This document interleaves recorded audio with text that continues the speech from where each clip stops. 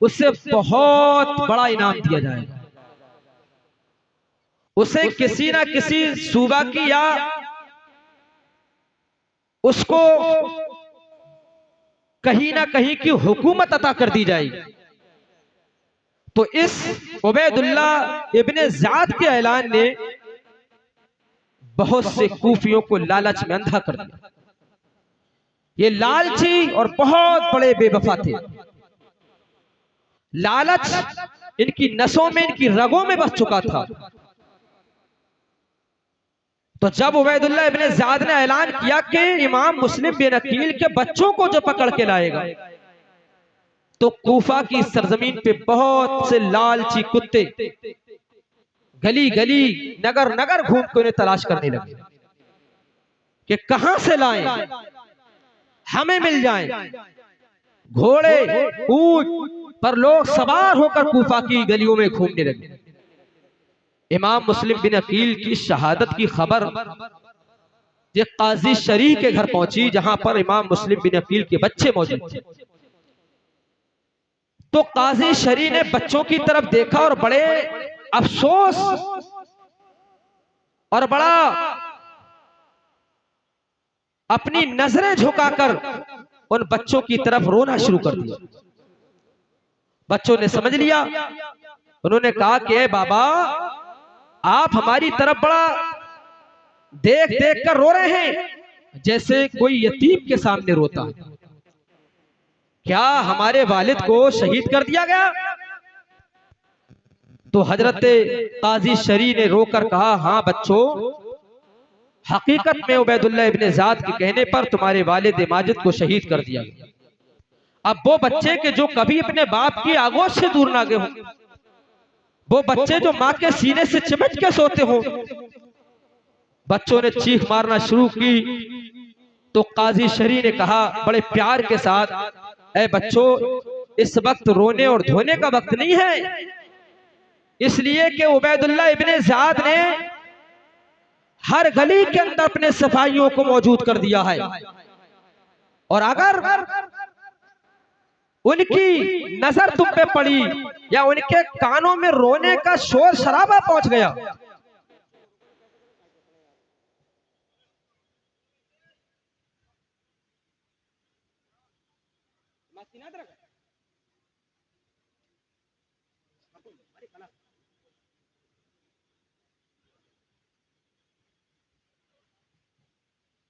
कहा अगर तुम्हारे रोने की और शोर शराबा की आवाज उबैदुल्ला इब्ने ज़ियाद के कानों तक पहुंच गई, तो वो तुमको भी गिरफ्तार कर लेगा। उसके बाद ये ऐलान हो गया। लोग बच्चों को तलाश करने लगे। तो काजी शरीह ने बच्चों को खाना खिलाया, पानी पिलाया, और उसी रात कूफा से एक काफिला मदीना मुनव्वरा को रवाना होने वाला था। एक काफिला मदीना मुनव्वरा को रवाना होने वाला था। तो काजी शरीह जो आशिक अहले बैत, मोहब्बत रसूल था, उसने 50-50 दीनार दोनों बच्चों की कमर से बांधी और खाना और पानी दिया। और देने के बाद उसका एक बेटा था जिसका नाम असद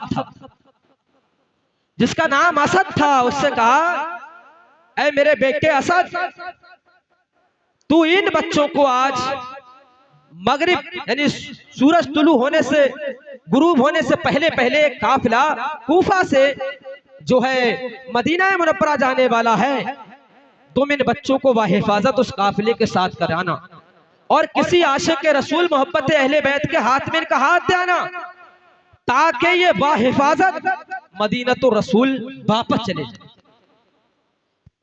काजी शरीह जो था अपने बच्चे असद को भेजता है, और वो 50-50 दीनार और खाना पानी उन बच्चों को दिया। और जब वो बच्चे उस दरवाजे पर, उस कूफा जहां से काफिला रवाना होना था, उस मैदान में पहुंचे, तो क्या देखा कि सूनी किस्मत के वो काफिला पहले ही कुछ मिनटों पहले वहां से जा चुका था, निकल चुका था। जब काजी शरी का बेटा असद वहां और बच्चों को लेकर पहुंचा, इमाम मुस्लिम बिन अकील के बच्चों को लेकर जब वहां पहुंचा, मोहम्मद इब्राहिम को, जिनकी उम्र शरीफ 6 साल और 8 साल थी। अब बताओ 6 साल और 8 साल के बच्चे के अंदर कितनी समझ होती है। और वो भी मदीने के फूल हैं, मुसाफिर हैं और कातिलों के दरमियान हैं, और इस हालत में के बाप को शहीद कर दिया गया है। लेकिन बहादुर खानदान से ताल्लुक रखते थे, उनके पैरों में कोई डगमगाहट नहीं हुई, बल्कि ये सोच कर तेज दौड़े कि अगर हम काफिले में मिल जाएंगे तो मदीना तो रसूल पहुंच जाएंगे। एक तरफ बाप का गम था, क्योंकि कई दिन हो गए अपने बाप का चेहरा ना देखा था, जो हम वक्त साथ रहते थे, और फिर अपने आप भी दुश्मनों से हिफाजत करनी है। तो जैसे ही असद पहुंचा, उसने देखा कि गर्दे काफिला नजर आ रही है। उसने कहा, बच्चों देखो वो काफिला जा रहा है, वो काफिला जा रहा। पहले काफिला, ये जमातें जो थी पैदल चला करती थी, और ये गर्दे काफिला उड़ती नजर आ रही है। असद थोड़ी दूर भागा, बच्चे भी दौड़े, और दौड़कर उस काफिले से कुछ पीछे छोड़कर असद वापस आ गया। उसने कहा, ये गर्दे काफिला जो नजर आ रही है, इसी पर आप चले जाएं, ये काफिले को आप पकड़ लेंगे। बच्चे भागे, असद वापस आया, लेकिन सोनी किस्मत, नबिस्ताए तकदीर लिखा हुआ ये था, वो गर्दे काफिला बच्चों की आंखों से ओझल हो गई। और जब ओझल हो गई तो ये रास्ता भटक गए, जुबान सूख गई, पानी ना मिला, भूख और प्यास से परेशान, और आपके पैरों में छाले पड़ गए थे। नरम नाजुक बच्चों के जिस्म में छाले पड़ गए थे। भागते भागते, दौड़ते दौड़ते, गोया के पूरी रात इसी तरीका से घूमते रहे।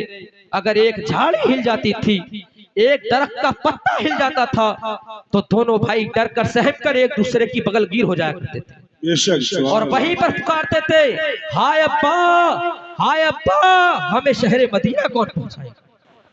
इन बच्चों का रोना, कसम खुदा की, ऐसा लगता था कि आसमान फट जाएगा, ऐसा लगता था कि जमीन दहल जाएगी।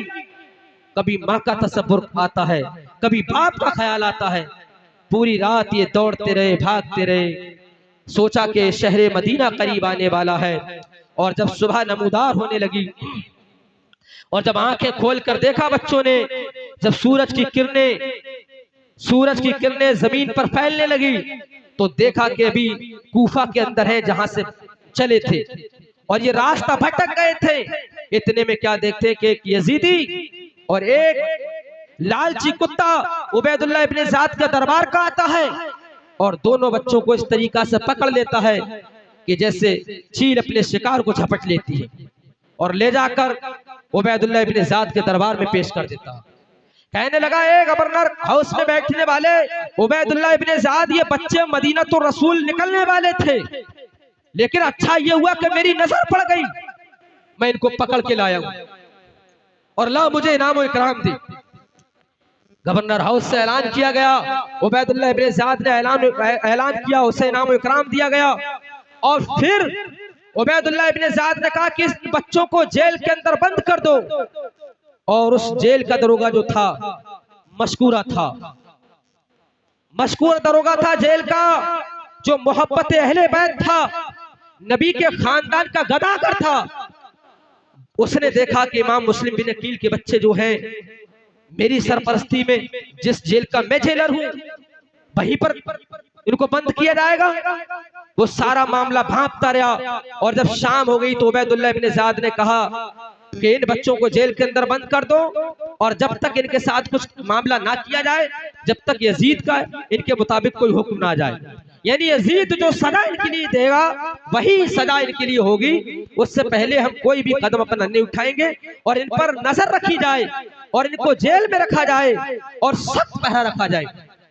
इतना कहा तो मशकूर दरोगा ने बच्चों को अंदर किया और ताला लगा दिया बाहर से। लगाने के बाद जब रात आई, सारे लोग मुहब्बे ख्वाब हो चुके, सारे नौकर सरकारी जितने भी वहां पर थे, तो फौरन एकदम रात की तारीकी में, रात का एक पहर गुजरने के बाद मशकूर दरोगा जो था उसने अपनी मोहब्बत का इजहार किया और वो उन बच्चों के लिए खाना लेकर आया, पानी का इंतजाम किया और जेल के अंदर दाखिल हो गया। उसने कहा बच्चों घबराओ ना, डरो ना, अगरचे तुम कूफा की जेल में हो, उबैदुल्लाह इब्ने ज़ियाद की सरपरस्ती में तुम्हें गिरफ्तार किया गया है और इस जेल की चाबी भी मेरे हाथ में है, लेकिन मैं कोई गद्दार नहीं हूं, बल्कि मैं वफादार हूं। मैं मुस्तफा के खानदान से वफा करता हूं, उनसे प्यार करता हूं और जो मैं हो सकेगा तुम्हारे साथ करूंगा। तो मशकूर दरोगा ने बच्चों को पानी भी पिलाया, खाना भी खिलाया और खिलाने के बाद उसके बाद जब रात का दूसरा हिस्सा, यानी रात के 3 हिस्से, तो दूसरा हिस्सा जब हुआ तो मशकूर दरोगा ने बच्चों को बिठाया और बड़े प्यार के साथ कहा बेटा मैं इस जेल का दरोगा हूं, लेकिन मैं ये चाहता हूं कि तुम रो मत।